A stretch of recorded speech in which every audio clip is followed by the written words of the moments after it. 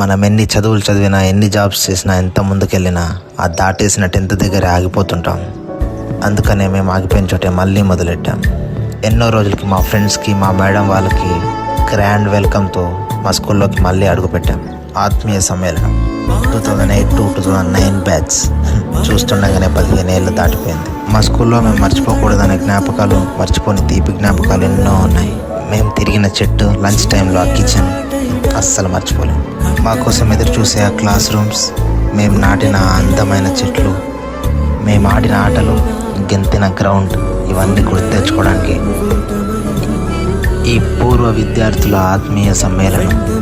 ఇక 15 ఏళ్ళ తర్వాత కలిసిన ఆ ఫ్రెండ్స్ని, మర్చిపోలేని ఆ బెస్ట్ ఫ్రెండ్స్ని మళ్ళొక్కసారి కలుసుకున్నామంతా.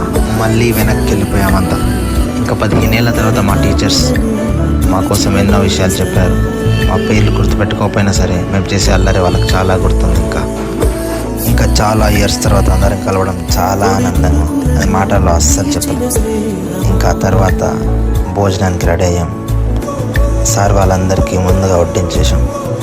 ఆ తర్వాత ఇంకా మేము కూడా చాలా రోజుల తర్వాత కలిసి తింటున్నాం. ఈ తిరిగేటప్పుడు, తినేటప్పుడు మా చిన్ననాటి జ్ఞాపకాలు గుర్తొస్తూనే ఉన్నాయి. ఈ స్కూల్ మాకు గుర్తు చేస్తూనే ఉంది.